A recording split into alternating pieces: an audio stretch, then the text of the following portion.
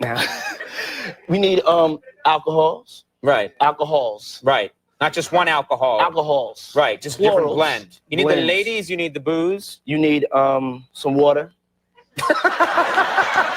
For watering plants? No. What? No. I don't know if guys have noticed this. Like a lot of ladies drink water at parties. They just, so you have, if you don't have what they need, they're gonna leave. Right. Got to keep them there. Right. You need locks on the doors. Okay, this is sounding kind of dangerous now. It's a little kinky, but rock with me. But just check it out. You need a lot of heat. A lot of heat. Yeah. Heat. You mean that physically the place has to be hot? You don't have no air conditioning. No air conditioning. No. Why is that? Heat affects the alcohol, and it also affects everybody gets a little bit more comfortable and loose. Builds up a nice little sweat. That just sounds disgusting. What are you doing?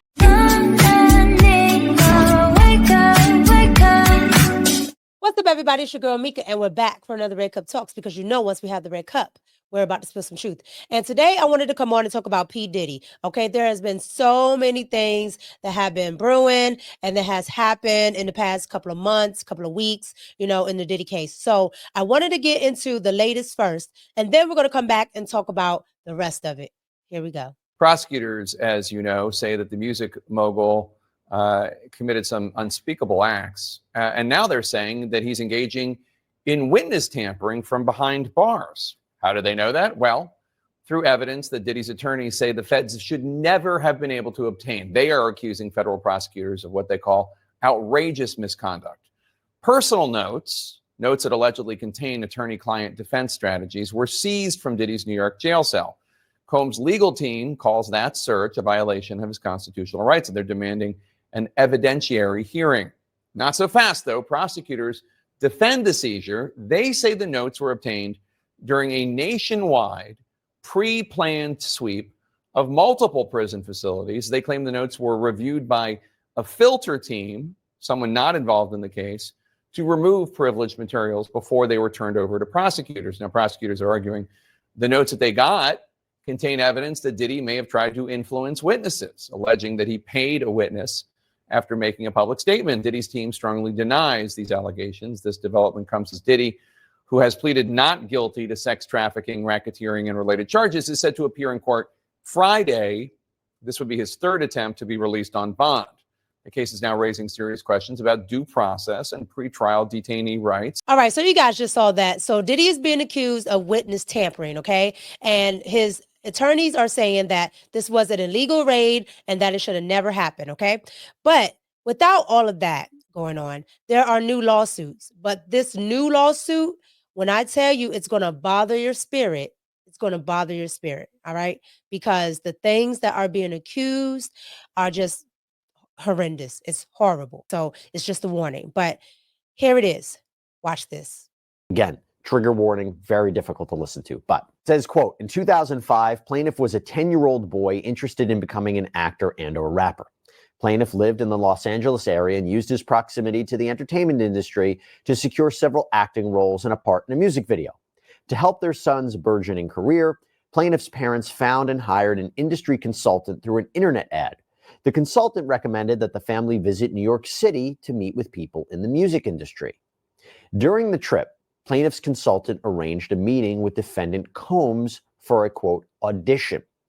Combs indicated that he wanted to meet with plaintiff alone first prior to meeting the family. The consultant, without plaintiff's parents, took plaintiff to the purported audition at a hotel in the same general vicinity as plaintiff's own hotel. Okay. I'm going to let this play. I'm going to let that play. But you're not going anywhere as an adult alone with my child. Okay? Like, you're not going anywhere. Like, where are you going with my kid? No, I'm coming, and whatever you want to discuss can be out in the open. Whatever contracts, whatever can be discussed out in the open. And then it's not even Diddy. Diddy sends someone to come get the 10-year-old boy. Why would you you don't know who that man is. Why would you let your child go with someone you don't even know? You know Diddy, but you don't know this man. Like, it's is so angering to me, right? Because these children can be saved. The consultant brought plaintiff to Combs' room, but left him with Combs and told plaintiff that she would be back later. Plaintiff recalls other people in the room or area, but he did not know who any of the people were. So keep that in mind, 10-year-old child here. The complaint says, quote, plaintiff performed several rap songs for Combs. Combs complimented plaintiff on his rapping and told plaintiff that he could make him a star. Combs asked plaintiff how badly he wanted to be a star and what plaintiff would do to get to be one. Plaintiff responded, as might any 10-year-old child, that he would do anything. So at this point, one of the other people present allegedly gave this boy a soda, and after he drank it, he started to feel, quote, a little funny, but he chalked it up to being maybe just so excited about his opportunity to rap for Sean Combs.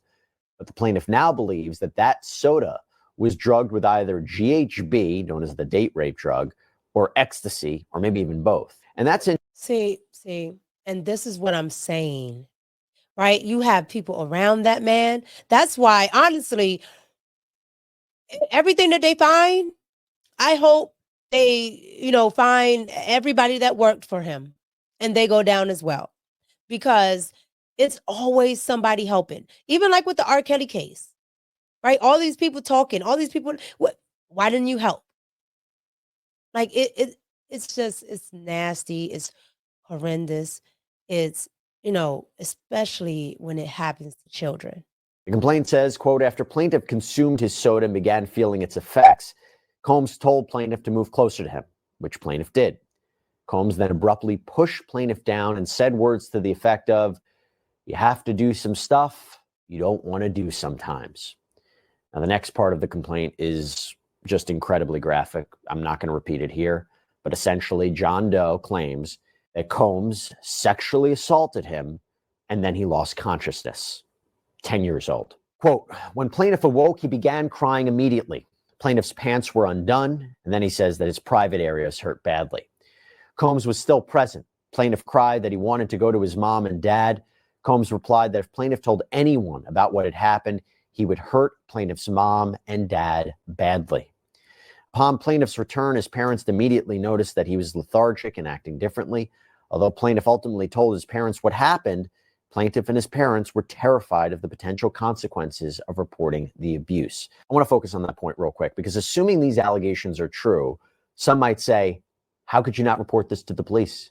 Your child gets attacked. I don't care who the person is. You go to the police. The other way of looking at it is, and this is a big theme that makes its way into these lawsuits and even the criminal case, is that Combs' power, his influence, his money, that scared people from coming forward. It was what led them to engage in these activities, the fear for their lives, their fear of reprisal. I don't care. I don't care. I don't care. I don't care. P. Diddy gonna have to kill me. Okay. Because you do something to my child, you're done. Like, you're done. And that's just that. Okay. So if that wasn't enough, we have another man claiming another lawsuit, but this one is, let's just roll it. Here we go. We have another one that we want to tell you about, because that is not the only man claiming that Sean Combs assaulted him in the early 2000s during the height of his career. Another California John Doe filed a suit on Monday as well. According to the filing, this case seeks compensatory and punitive damages for a violent sexual assault that occurred at a Making the Band audition in New York. Now, as many of you might recall, Making the Band was a very popular reality show on MTV where participants lived together. They competed to become part of a new singing group. The show created O-Town, Danity Kane, a group known as The Band. Being chosen to be part of the band at the end of the series, that could be life-changing. Do you remember the girl group Danity Kane? Not only they had record deals, they went on tour, but there was clothing and perfume lines. The lead singer, Aubrey O'Day, was featured on Visa debit cards at one point. So this, as you can imagine, is a huge opportunity for somebody like. And here's the thing. Even Aubrey O'Day has come out and talked. Okay. Members of the first Making the Band, they're definitely coming out and talking about a lot of the things that went on. Okay. Like, you have to watch yourself in this industry of entertainment, period. Okay. But let's continue with what what he's talking about here in this case. John Doe. His complaint says, in or around 2008, plaintiff, then 17 years old, participated in a 3-day audition for Making the Band, having seen the opportunity online and through newspaper advertisements. During the audition process, plaintiff advanced to a stage where contestants met individually in private rooms with Combs and his bodyguard. John Doe says that on the first day of the audition, he had a one-on-one interview with Combs, and Combs allegedly asked him hypothetical questions about how he would handle situations involving sexual pressure. The plaintiff says as Combs was talking to him, he started groping the then 17-year-old and allegedly told him to undress. And John Doe even claims that during all of this, Combs allegedly pleasured himself. And Combs reportedly emphasized that he could make or break John Doe's career. The second day featured a longer meeting. Quote, during this interview, Combs again instructed plaintiff to undress, explaining that plaintiff needed to demonstrate the ability to embody a sex idol persona, which was purportedly required for the band's image. This encounter eventually escalated into Combs forcing the plaintiff to perform oral sex on him and Combs sodomizing the plaintiff. And here's where a brand new allegation is made. According to John Doe, Combs' bodyguard, who's unnamed in the lawsuit, was not only present during the alleged sexual assault, but also participated in the sexual assault.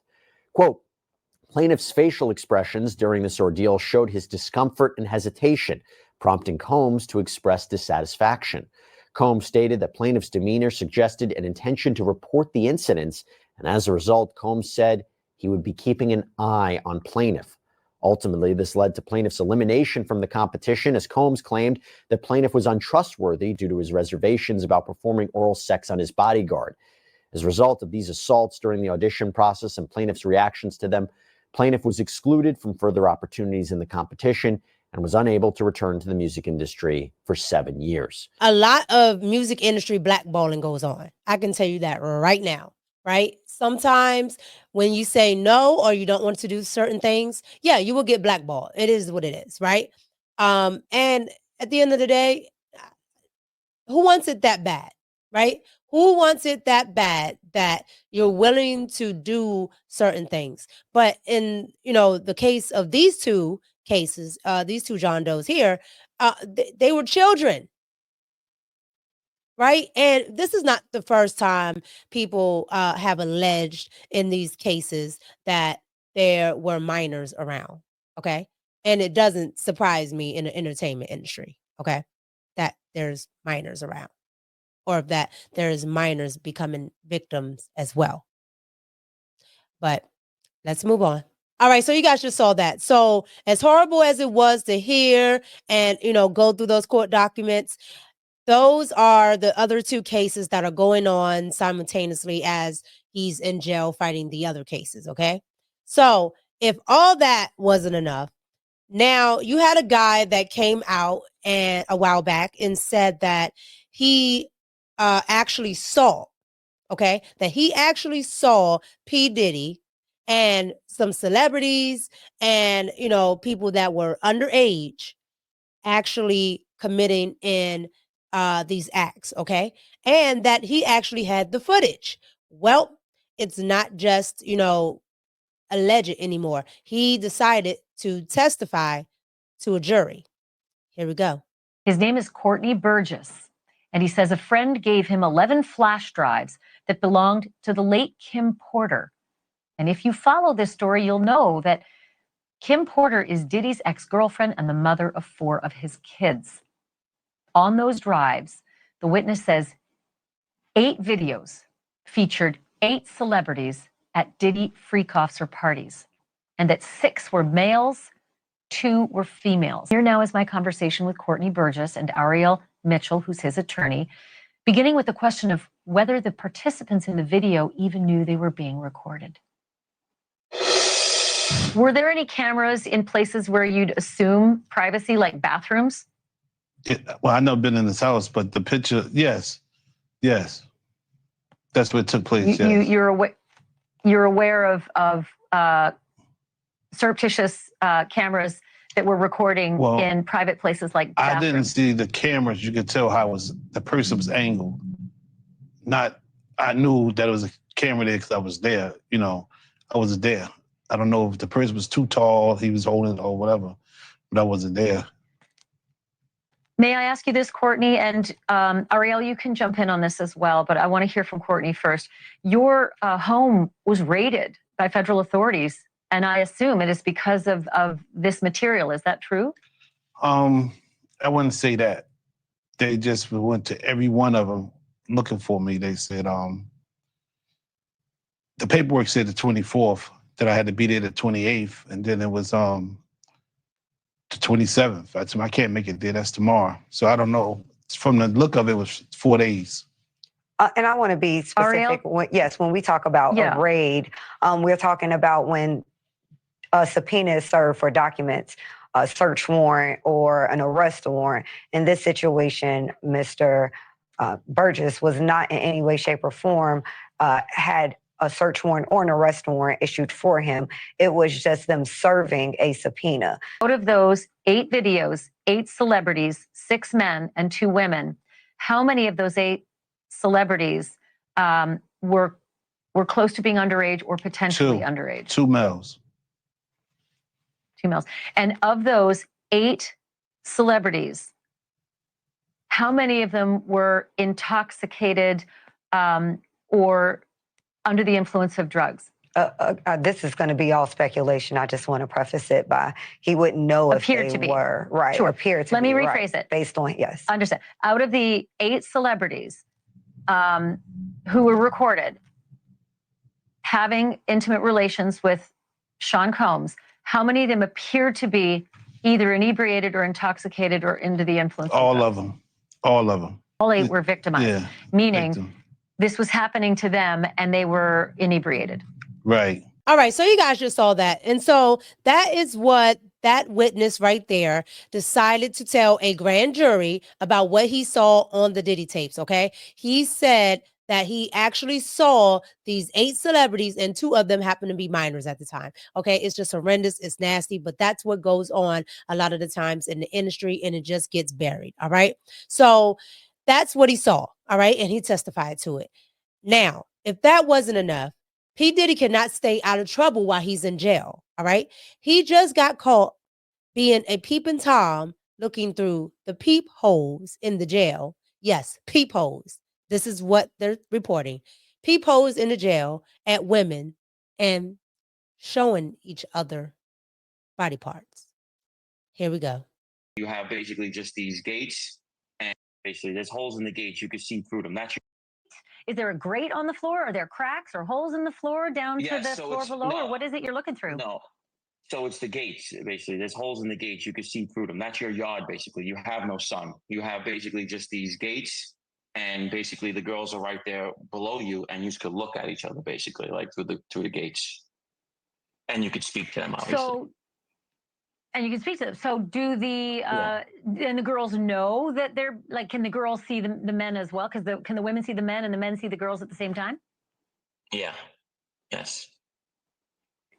So are they like some business going on there between them? I mean, yeah, they have relationships. I think it's ridiculous. You know what I mean? It's like, they're actually like dating each other. It's just really funny. But, I was a short timer and I was there for 8 months. I was on a probation violation, so I wasn't really like doing that. But we'd have to look out for them because we're in the room with the door shut and they gotta scream a little bit to talk to each other. So we gotta let them know, hey, the guard's walking, get up. So you can actually send kites, those little prison notes through to the ladies below?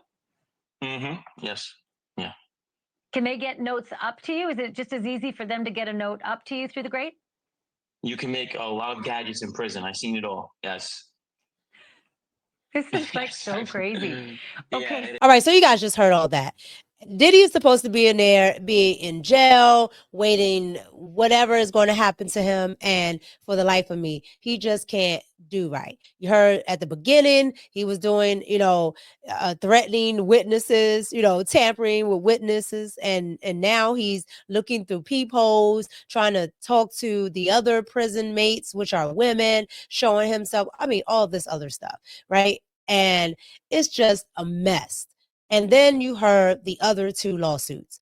Well, I don't know if you guys know, but a couple of weeks back, Ray J got into it with P. Diddy's sons. Well, now he's speaking out about it, and he decided to go on Chris Cuomo and talk to him.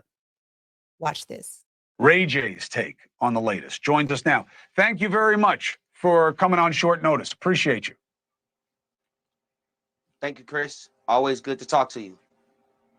So, Ray J, what is your take on the suggestion that Diddy is powerful enough that he can reach out, even if behind bars, like some kind of mob boss, and get people to tell people to shut up, or I'll pay you if you shut up, and be effective? Look, I don't know how real that is. I think, you know, when you're in jail, I think you should also know how to move and not do stupid stuff like that. I think a lot of the stories are becoming out of control and super extreme. Again, you know, you start one way, and then as it builds, there's thousands of people coming in, creating a new narrative. And when you do your research or your due diligence on it, a lot of it doesn't come back real. So now you're stuck in a position to go, is any of it real, or how much of it is real? And I think that's where we are now, because they just keep piling on and on and on. And now everybody's starting to feel weird about it, and starting to feel like it's all starting to look like it's one-sided against one man. And people aren't liking it. Do you still believe that we're going to see a lot of bold-faced names get pulled into this because of their knowledge or their participation in what Diddy is accused of? You know, I think that there might have been times where people have partied with a certain team of people, and it might have been a freak off at that party, right? But I can guarantee you, most of the celebrities that's went to Diddy's parties never even heard of a freak off. So the freak offs in the beginning sounded really interesting, you know, and entertaining, I would say. But in this space now, when you look back, where were the freak offs? Everybody that's super legitimate, that's an A-list celebrity or whatever they say, you know, from my knowledge and just me knowing, I've never seen a freak off.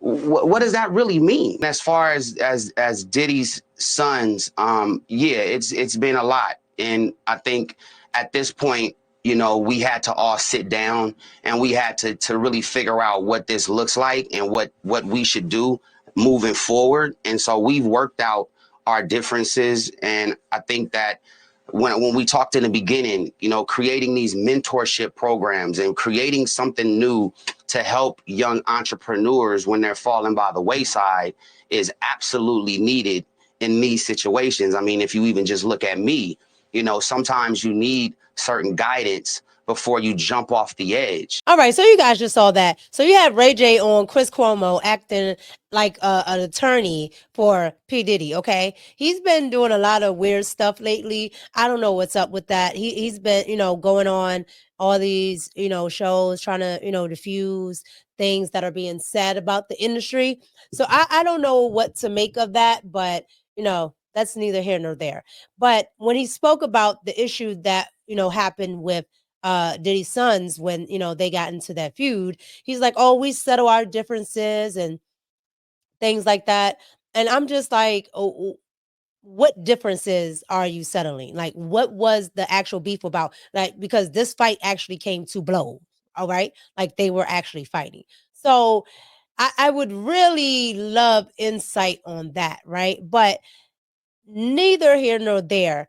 What he initially said to Chris was that he did not know of any celebrities, the A-list celebrities that went to these parties for whatever reason.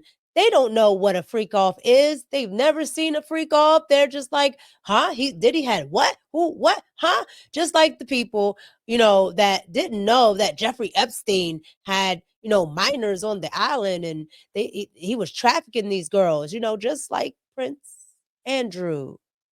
Okay. So at the end of the day, here's my take. P. Diddy is into some wild stuff, and it has caught up with him.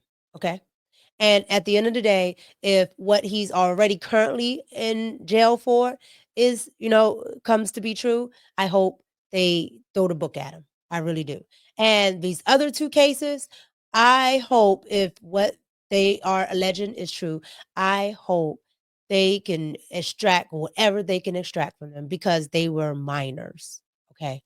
And I know it doesn't heal whatever happened to them, but I hope they can extract whatever they can so they can at least, maybe pay for some counselors, pay, because the guy that was the 10-year-old, the John Doe that was the 10-year-old, he's saying that he's been messed up from that ever since. And I can assure you, if that happened to him, he probably is. So I hope there is some kind of restitution if this is true. You guys, let me know down in the comments what you thought about all of this. I know this is, usually longer than some of my videos, but I just wanted to go through all the things that I just been seeing about Diddy. Like, for some reason, when I decided to go do an update, it was Diddy, Diddy, Diddy, Diddy, Diddy. I had to go dig in and really, get into everything that's been happening with Diddy in this case. All right. Like, it's just a lot. And there's more cases and just more things coming out. Ray J's acting weird. Diddy's sons are acting weird. You guys, it is a lot going on. So I just wanted to follow up on everything because I did a Diddy video a couple months back. So you guys get down in the comments. Let me know. Like, comment, and subscribe. It's your girl, Micca. Again, you could always support me with a super chat, super thanks down in the comments, or Cash App, $ officially Micca. MICCA is how you spell Micca. All right. It's your girl, Micca. Thanks for watching. And I'm out.